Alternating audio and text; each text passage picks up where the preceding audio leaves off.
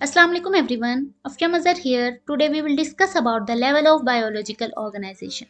क्या आपने कभी सोचा है कि हमारा जिस्म कैसे बना है, कैसे एक सिंगल सेल डेवलप हो जाता है एक कंप्लीट ऑर्गेनिज्म के अंदर, हमारा दिमाग कैसे सोचता है और कैसे हम अपनी डेली लाइफ की डिफरेंट एक्टिविटीज़ परफॉर्म कर रहे होते हैं। अगर आप ये सब कुछ समझना चाहते हैं तो हमें जो चीज़ इस सब को समझने में हेल्प करेगी वो है level of biological organisation. Levels of biological organisation असल में एक सिस्टमेटिक अरेंजमेंट है जिसमें हम लिविंग ऑर्गेनिजम्स को स्टडी कर रहे होते हैं from simple level to complex one. इसमें डिफरेंट लेवल्स आ जाते हैं like cells, tissues, organs, organ systems, organisms, population, community, ecosystem and biosphere. इन सब लेवल्स का हम शॉर्ट ओवरव्यू लेते हैं और कमिंग लेक्चर्स में हम इनको डिटेल में वन बाय वन डिस्कस करेंगे।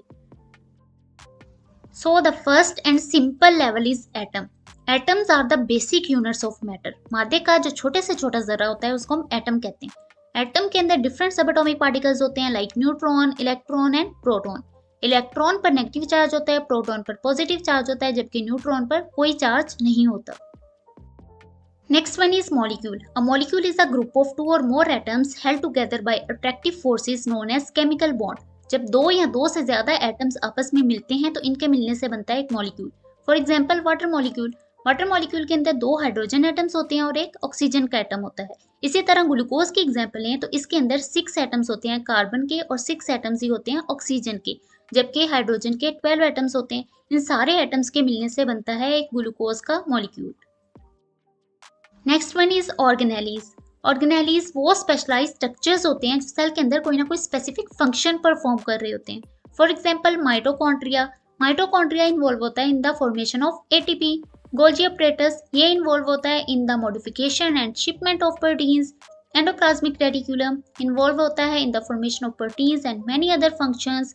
न्यूक्लियस। न्यूक्लियस इन्वॉल्व होता है in the transfer of genetic information from one generation to another generation. Next one is the cell. जब बहुत सारे ऑर्गेनेलीज मिलते हैं तो उनके मिलने से बनता है सेल।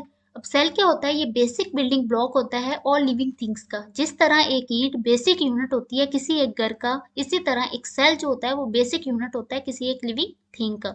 अब सेल जो है वो ना सिर्फ एक स्ट्रक्चर यूनिट है, हमारी बॉडी का स्ट्रक्चर बनाता है, बल्कि ये फंक्शनल यूनिट भी है। हम जो डिफरेंट फंक्शंस परफॉर्म कर रहे होते हैं वो भी सेल की वजह से कर रहे होते हैं। Next one is the tissue. जब सिमिलर स्ट्रक्चर रखने वाले बहुत सारे सेल्स आपस में मिलते हैं तो उनके मिलने से बनता है टिश्यू। और टिश्यू हमारी बॉडी के अंदर कोई ना कोई स्पेसिफिक फंक्शन परफॉर्म कर रहा होता है। टिश्यू का एग्जांपल देखें तो हमारे पास स्केलेटल मसल आ जाता है, स्मूथ मसल और cardiac muscle. Next one is the organ and organ system. जब टिश्यूज आपस में मिलते हैं तो टिश्यूज के मिलने से बनता है ऑर्गन, और हर ऑर्गन बॉडी के अंदर कोई ना कोई स्पेसिफिक फंक्शन परफॉर्म कर रहा होता है। For example heart, kidney, stomach, ये सारे ऑर्गन्स हैं। हार्ट का फंक्शन डिफरेंट होता है किडनी से और किडनी का फंक्शन डिफरेंट होता है स्टमक से। जब ऑर्गन्स आपस में मिलते हैं तो इनके मिलने से बनता है organ system. For example digestive system, इसके अंदर डिफरेंट ऑर्गन्स इन्वॉल्व होते हैं। For example mouth, oesophagus, stomach, intestine, इन सब के मिलने से बनता है digestive system. Next one is the organism. जब डिफरेंट ऑर्गन सिस्टम्स मिलते हैं तो उनके मिलने से बनता है ऑर्गेनिज्म। ऑर्गेनिज्म कोई भी लिविंग एंटिटी है जो कि यूनिसेलुलर भी हो सकती है और मल्टी सेलुलर भी, और इसका एक प्रॉपर डिफाइंड स्ट्रक्चर और फंक्शन होता है। For example human, plant, rabbit and cat. Next one is the population. जब एक ही तरह के ऑर्गेनिजम्स मिलते हैं तो उनके मिलने से बनती है स्पीशी, और जब एक ही स्पीशी के ऑर्गेनिजम्स प्रेजेंट हों एक पर्टिकुलर प्लेस पर एक पर्टिकुलर टाइम में तो उसको हम कहेंगे पॉपुलेशन। फॉर एग्जाम्पल अगर 12 स्टूडेंट्स प्रेजेंट हैं क्लास 9th में एट 9 AM तो उसको हम कहेंगे population of students in class 9। Next one is community. Community is a group of different living things that live together and interact in the same place। जब एक ही जगह पर different living things present हों और आपस में interact करें तो उसको हम community कहते हैं। For example, अगर elephant, fishes, birds, humans सारे living things present हों किसी forest के अंदर तो वो क्या होगी? Community होगी। अब यहाँ पे जो important question है वो है what is the difference between community and population। तो आपने इसका आंसर मुझे कमेंट बॉक्स के अंदर बताना है। Next one is the ecosystem. Ecosystem is a community of living things and their surroundings। अब इकोसिस्टम में लिविंग थिंग्स तो होती ही हैं, साथ में उनका इंटरेक्शन होता है अपनी सराउंडिंग यानी कि नॉन लिविंग थिंग्स के साथ।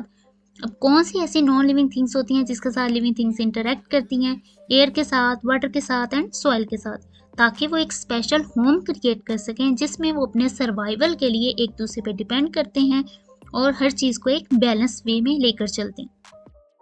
Next and the last level of biological organisation is biosphere. दुनिया का हर वो हिस्सा जहाँ पर लाइफ एग्जिस्ट करती है उसको हम बायोस्फीयर कहते हैं, चाहे वो हवा की बुलंदी हो, ज़मीन की सतह हो या फिर समुद्र की गहराई।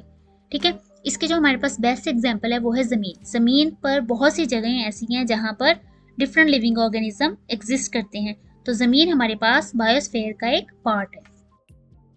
सो यहाँ तक हमारे सारे लेवल्स कंप्लीट हो जाते हैं। इसको रिवाइज कर लेते हैं। सबसे पहला होता है एटम।